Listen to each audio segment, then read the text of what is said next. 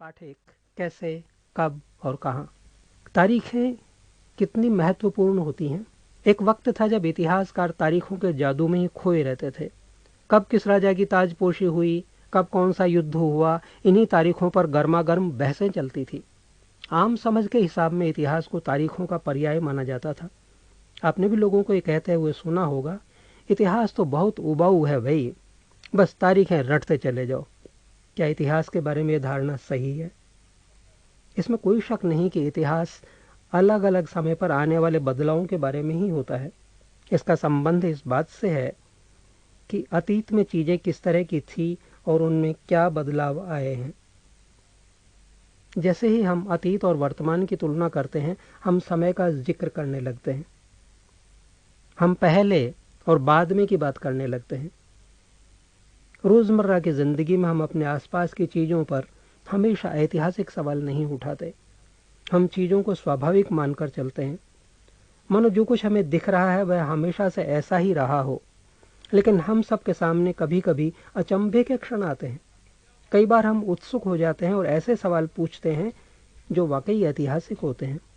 किसी व्यक्ति को सड़क किनारे चाय के घूंट भरते देखकर आप इस बात पर हैरान हो सकते हैं कि चाय या कॉफी पीने का चलन शुरू कब से हुआ होगा। रेलगाड़ी की खिड़की से बाहर झांकते हुए आपके जहन में यह सवाल उठ सकता है कि रेलवे का निर्माण कब हुआ। रेलगाड़ी के आने से पहले लोग दूर दूर की यात्रा किस तरह कर पाते थे। सुबह सुबह अखबार पढ़ते हुए आप ये जानने के लिए उत्सुक हो सकते हैं कि जिस जमाने में अखबार नहीं छपते थे, उस समय लोगों को चीज़ों की जानकारी कैसे मिलती थी। ये सारे ऐतिहासिक सवाल हमें समय के बारे में सोचने के लिए प्रेरित कर देते हैं। समय को हमेशा साल या महीनों के पैमाने पर ही नहीं देखा जा सकता। कई बार ऐसी प्रक्रियाओं के लिए कोई तारीख तय करना वाकई गलत होता है, जो एक लंबे समय तक चलती रहती है। भारत में लोगों ने अचानक एक दिन सुबह सवेरे चाय पीना शुरू नहीं कर दिया था। इसका स्वाद धीरे धीरे ही उनके जबान पर चढ़ा था। इस तरह की प्रक्रियाओं के लिए कोई स्पष्ट विधि नहीं हो सकती। इसी तरह हम ब्रिटिश शासन की स्थापना के लिए भी कोई एक तिथि नहीं बता सकते। राष्ट्रीय आंदोलन किस दिन शुरू हुआ या अर्थव्यवस्था या समाज में किस दिन बदलाव आए, यह बताना भी संभव नहीं है। ये सारी चीजें एक लंबे समय में घटती हैं। ऐसे में हम सिर्फ एक अवधि की ही बात कर सकते हैं। एक लगभग सही अवधि के बारे में बता सकते हैं जब वे खास बदलाव दिखाई देने शुरू हुए होंगे।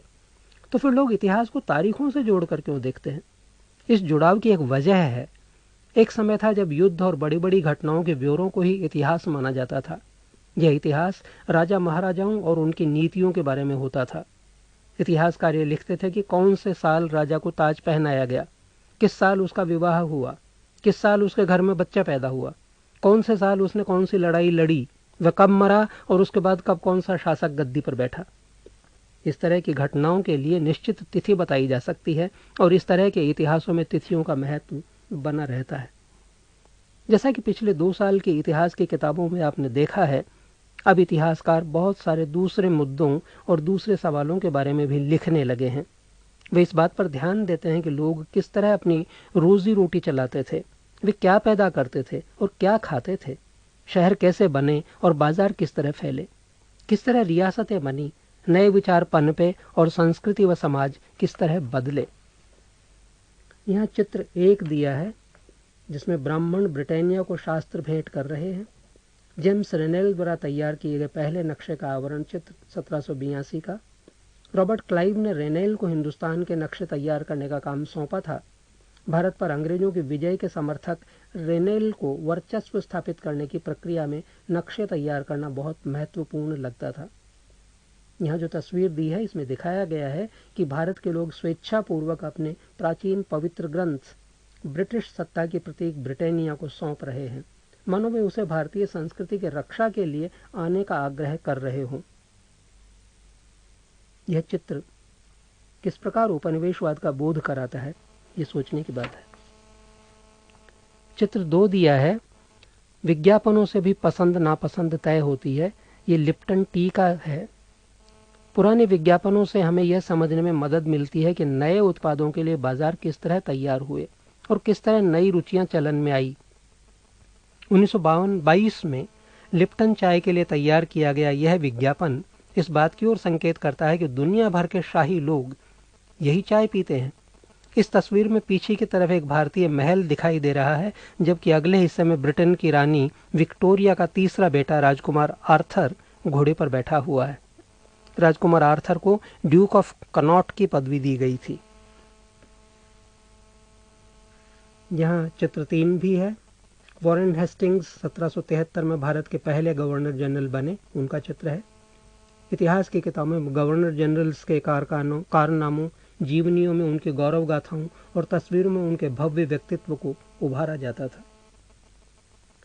यह एक गतिविधि दी है, अपनी माँ या परिवार के किसी अन्य सदस्य से बात करके उनके जीवन के बारे में पता लगाएं। अब उनके जीवन को अलग अलग कालखंडों में बांटें और प्रत्येक अवधि की महत्वपूर्ण घटनाओं की सूची बनाएं। स्पष्ट करें कि आपने कालखंडों को किस तरह तय किया है। कौन सी तारीख है? कुछ तारीखों को महत्वपूर्ण मानने का पैमाना क्या होता है? हम जो तारीखें चुनते हैं, जिन तारीखों के इर्द गिर्द हम अतीत की कहानी सुनते हैं, वे अपने आप में महत्वपूर्ण नहीं होती। वे इसलिए महत्वपूर्ण हो जाती हैं क्योंकि हम कुछ खास घटनाओं को महत्वपूर्ण मानकर चलने लगते हैं। अगर अध्ययन का विषय बदल जाता है, अगर हम नए मुद्दों पर ध्यान देने लगते हैं, तो महत्वपूर्ण तारीखें भी बदल जाती हैं। एक उदाहरण पर विचार कीजिए। भारत में ब्रिटिश इतिहासकारों ने जो इतिहास लिखे, उनमें हर एक गवर्नर जनरल का शासनकाल महत्वपूर्ण है। ये इतिहास प्रथम गवर्नर जनरल वॉरेन हेस्टिंग्स के शासन से शुरू होते थे और आखिरी वाइसरॉय लॉर्ड माउंटबेटन के साथ खत्म होते थे। अलग अलग अध्यायों में हम दूसरे governors general Hastings, Wellesley, Bentinck, Dalhousie, Canning, Lawrence, Lytton, Ripon, Curzon, Hardinge, Irwin के बारे में भी पढ़ते हैं। इस इतिहास में गवर्नर्स जनरल और वाइसरॉयज का कभी न खत्म होने वाला सिलसिला ही छाया रहता था। इतिहास की इन किताबों में सारी तारीखों का महत्व इन अधिकारियों, उनकी गतिविधियों, नीतियों, उपलब्धियों के आधार पर ही तय होता था। ये ऐसे था मानो इन लोगों के जीवन के बाहर कोई ऐसी चीज नहीं थी जिसे जानना महत्वपूर्ण हो। इन लोगों के जीवन का क्रम ब्रिटिश भारत के इतिहास में अलग अलग अध्यायों का विषय बन जाता था। क्या हम इसी दौर के इतिहास को अलग ढंग से नहीं लिख सकते?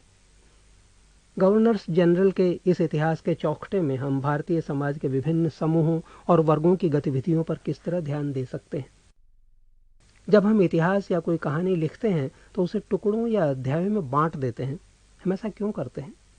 ऐसा इसलिए किया जाता है ताकि हर अध्याय में कुछ सामंजस्य रहे। इसका मकसद कहानी को इस तरह सामने लाना होता है कि उसे आसानी से समझा जा सके और याद रखा जा सके। इस प्रक्रिया में हम सिर्फ उन घटनाओं पर जोर देते हैं जो उस कहानी को पेश करने में मददगार होती हैं।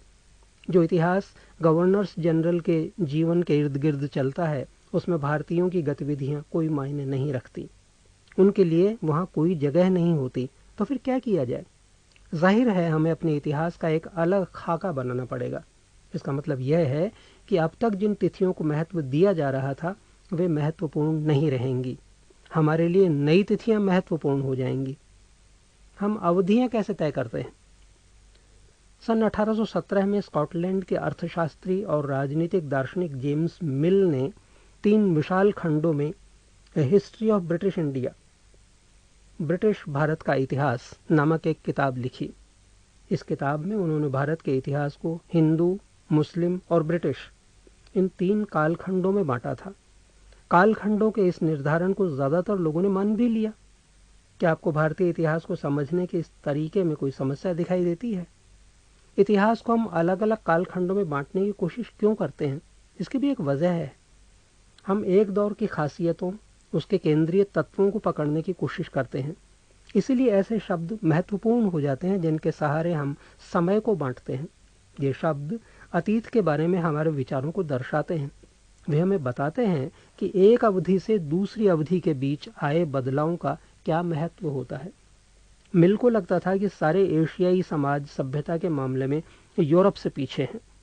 इतिहास की उनकी समझदारी यह थी कि भारत में अंग्रेजों के आने से पहले यहाँ हिंदू और मुसलमान तानाशाहों का ही राज चलता था। यहाँ चारों ओर केवल धार्मिक वैर, जातिगत बंधनों और अंधविश्वासों का ही बोलबाला था। मिल की राय में ब्रिटिश शासन भारत को सभ्यता की राह पर ले जा सकता था। इस काम के लिए जरूरी था कि भारत में यूरोपीय शिष्टाचार कला, संस्थानों और कानूनों को लागू किया जाए। मिल ने तो यहाँ तक सुझाव दिया था कि अंग्रेजों को भारत के सारे भूभाग पर कब्जा कर लेना चाहिए ताकि भारतीय जनता को ज्ञान और सुखी जीवन प्रदान किया जा सके। उनका मानना था कि अंग्रेजों की मदद के बिना हिंदुस्तान प्रगति नहीं कर सकता। इतिहास की इस धारणा में अंग्रेजी शासन प्रगति और सभ्यता का प्रतीक था। अंग्रेजी शासन से पहले सारा अंधकार का दौर था। क्या इस तरह की धारणा को स्वीकार किया जा सकता है? क्या इतिहास के किसी दौर को हिंदू या मुसलमान दौर कहा जा सकता है? क्या इन सारे दौरों में कई तरह के धर्म एक साथ नहीं चलते थे?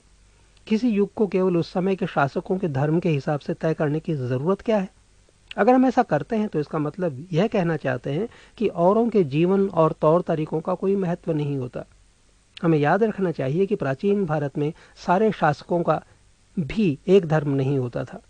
अंग्रेजों द्वारा सुझाए गए वर्गीकरण से अलग हटकर इतिहासकार भारतीय इतिहास को आमतौर पर प्राचीन, मध्यकालीन तथा आधुनिक काल में बांटकर देखते हैं। इस विभाजन की भी अपनी समस्याएं हैं। इतिहास को इन खंडों में बांटने की यह समझ भी पश्चिम से आई है।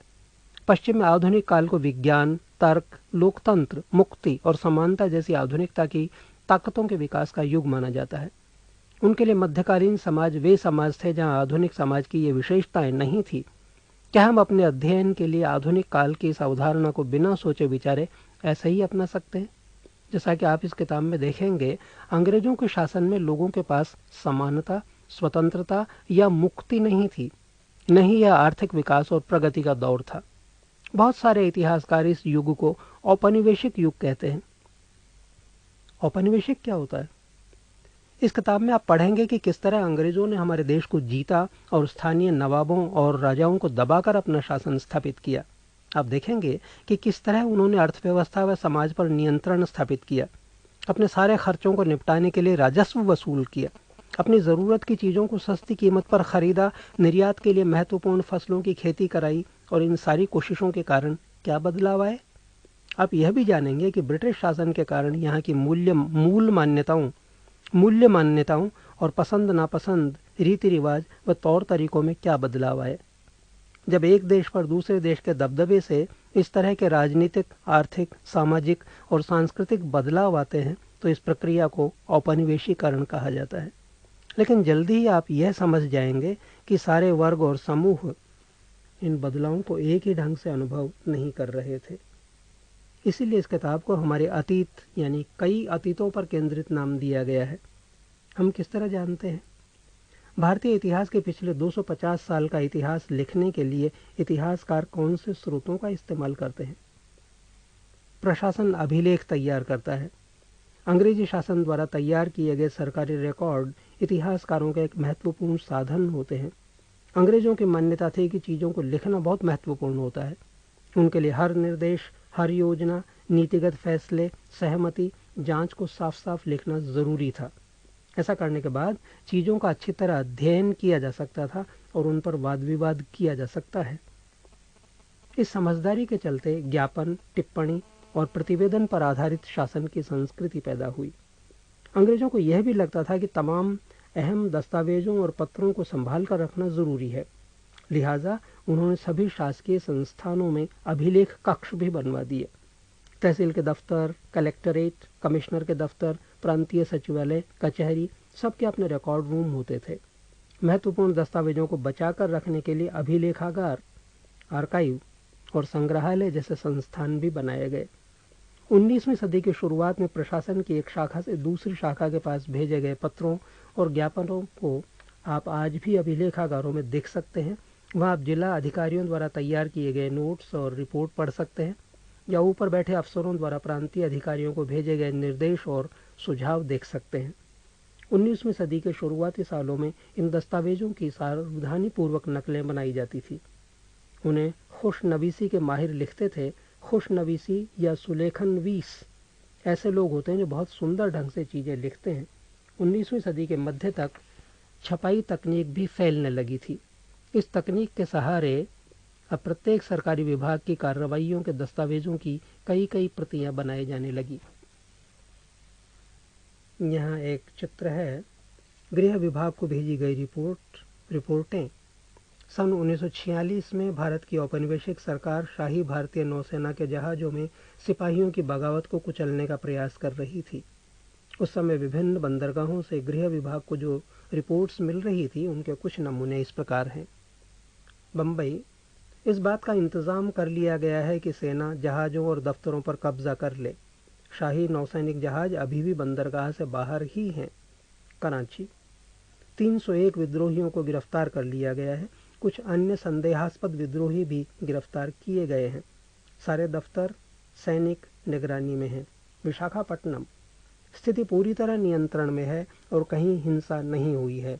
जहाज़ों और प्रतिष्ठानों पर सैनिक गार्ड तैनात कर दिए गए हैं। किसी परेशानी की उम्मीद नहीं है, सिवाय इसके कि संभव है कुछ सिपाही काम पर न आए। Director of intelligence, headquarter India command, situation report संख्या 7 है, गृह राजनीतिक भारत सरकार की तरफ से। एक यहाँ चित्र है, चित्र 4, भारतीय राष्ट्रीय अभिलेखागार, जो 1920 के दशक में बनाया गया। जब नई दिल्ली का निर्माण हुआ तो राष्ट्रीय संग्रहालय और राष्ट्रीय अभिलेखागार दोनों ही वाइसरॉय के निवास के नज़दीक बनाए गए थे। इससे पता चलता है कि अंग्रेजों की सोच में इन संस्थानों का कितना भारी महत्व था। सर्वेक्षण का बढ़ता महत्व। औपनिवेशिक शासन के दौरान सर्वेक्षण का चलन भी महत्वपूर्ण होता गया। अंग्रेजों का विश्वास था कि किसी देश पर अच्छी तरह शासन चलाने के लिए उसको सही ढंग से जानना जरूरी होता है। 19वीं सदी की शुरुआत तक पूरे देश का नक्शा तैयार करने के लिए बड़े बड़े सर्वेक्षण किए जाने लगे। गांवों में राजस्व सर्वेक्षण किए गए। इन सर्वेक्षणों में धरती की सतह, मिट्टी की गुणवत्ता, वहां मिलने वाले पेड़ पौधों और जीव जंतुओं तथा स्थानीय इतिहासों व फसलों का पता लगाया जाता था। अंग्रेजों के राय में किसी इलाके का शासन चलाने के लिए इन सारी बातों को जानना जरूरी था। 19वीं सदी के आखिर से हर 10 साल में जनगणना भी की जाने लगी। जनगणना के जरिए भारत के सभी प्रांतों में रहने वाले लोगों की संख्या, उनकी जाति, इलाके और व्यवसाय के बारे में जानकारियां इकट्ठा की जाती थी। इसके अलावा वानस्पतिक सर्वेक्षण, प्राणी वैज्ञानिक सर्वेक्षण, पुरातात्वीय सर्वेक्षण, मानवशास्त्रीय सर्वेक्षण, वन सर्वेक्षण आदि कई दूसरे सर्वेक्षण भी किए जाते थे। अधिकृत रिकॉर्ड्स से क्या पता नहीं चलता। रिकॉर्ड्स के इस विशाल भंडार से हम बहुत कुछ पता लगा सकते हैं। फिर भी इस बात को नज़रअंदाज नहीं किया जा सकता कि ये सारे सरकारी रिकॉर्ड हैं। इनसे हमें यही पता चलता है कि सरकारी अफसर क्या सोचते थे, उनकी दिलचस्पी किन चीज़ों में थी और बाद के लिए वे किन चीज़ों को बचाए रखना चाहते थे। इन रिकॉर्ड्स से हमें यह समझने में हमेशा मदद नहीं मिलती कि देश के दूसरे लोग क्या महसूस करते थे और उनकी कार्रवाइयों की क्या वजह थी। इन बातों को जानने के लिए हमें कहीं और देखना होगा। जब हम ऐसे दूसरे स्रोतों की तलाश में निकलते हैं तो उनकी भी कोई कमी नहीं रहती, लेकिन सरकारी रिकॉर्ड्स के मुकाबले उन्हें ढूंढना ज़रा मुश्किल साबित होता है। इस लिहाज से लोगों की डायरीज, तीर्थ यात्राओं और यात्रियों के संस्मरण, महत्वपूर्ण लोगों की आत्मकथाएं और स्थानीय बाजारों में बिकने वाली लोकप्रिय पुस्तिकाएं महत्वपूर्ण हो जाती हैं। जैसे जैसे छपाई की तकनीक फैली, अखबार छपने लगे और विभिन्न मुद्दों पर जनता में बहस भी होने लगी। नेताओं और सुधारकों ने अपने विचारों को फैलाने के लिए लिखा, कवियों और उपन्यासकारों ने अपनी भावनाओं को व्यक्त करने के लिए लिखा। लेकिन ये सारे स्रोत उन लोगों ने रचे हैं जो पढ़ना लिखना जानते थे। इनसे हम यह पता नहीं लगा सकते कि आदिवासी और किसान, खदानों में काम करने वाले मजदूर या सड़कों पर जिंदगी गुजारने वाले गरीब किस तरह के अनुभवों से गुजर रहे थे। अगर हम थोड़ी और कोशिश करें तो हम इस बारे में भी जान सकते हैं। जैसे जैसे आप इस किताब में आगे बढ़ेंगे आपको यह बात समझ में आने लगेगी। यहाँ चित्र 5 है, शरीफे का पौधा, 1770 का दशक का है। अंग्रेजों द्वारा बनाए गए वनस्पतिक उद्यान और प्राकृतिक इतिहास के संग्रहालयों में विभिन्न पौधों के नमूने और उनसे संबंधित जानकारियां इकट्ठा की जाती थी। इन नमूनों के चित्र स्थानीय कलाकारों से बनवाए जाते थे।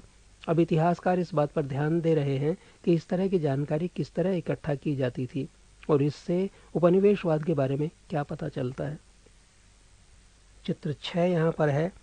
बंगाल में मानचित्रण और सर्वेक्षण कार्य चल रहा है। जेम्स प्रिंसेप द्वारा बनाई गई तस्वीर है सन 1832 की। इसमें देखा जा रहा है कि सर्वेक्षण में इस्तेमाल होने वाले सारे उपकरणों को चित्र के अगले हिस्से में दिखाया गया है। चित्रकार इस परियोजना के वैज्ञानिक स्वरूप पर खास तौर से जोर देना चाहते हैं।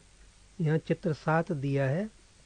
1857 के विद्रोही इसमें दिखाए गए हैं। तस्वीरों को ध्यान से देखने से मालूम पड़ता है कि हमें चित्रकार की सोच पता चलती है। 1857 के विद्रोह के बाद अंग्रेजों द्वारा तैयार की गई सचित्र पुस्तकों में यह तस्वीर कई जगह दिखाई देती है।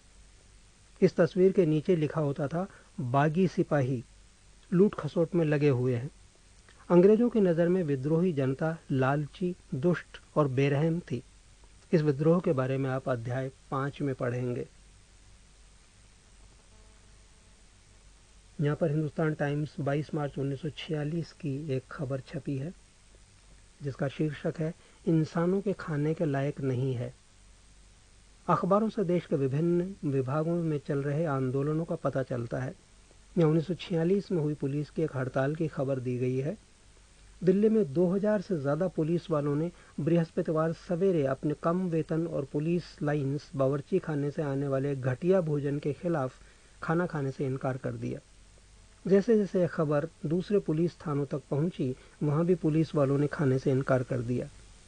एक हड़ताली का कहना है, पुलिस लाइन्स की रसोई से हमारे लिए जो खाना आता है वह कोई इंसान नहीं खा सकता।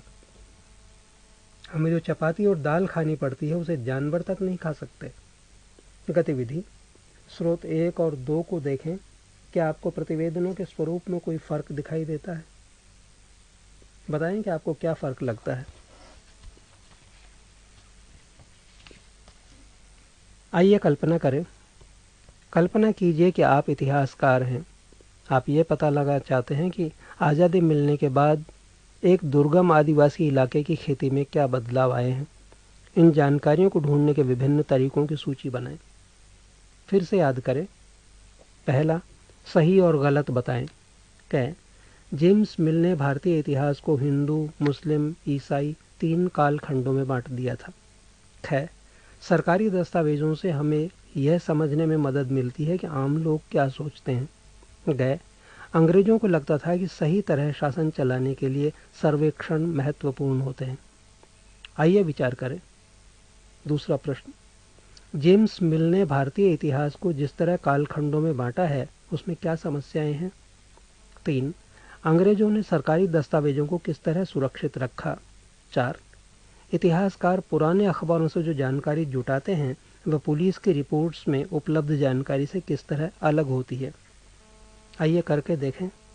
प्रश्न 5, क्या आप आज की दुनिया के कुछ सर्वेक्षणों का उदाहरण दे सकते हैं।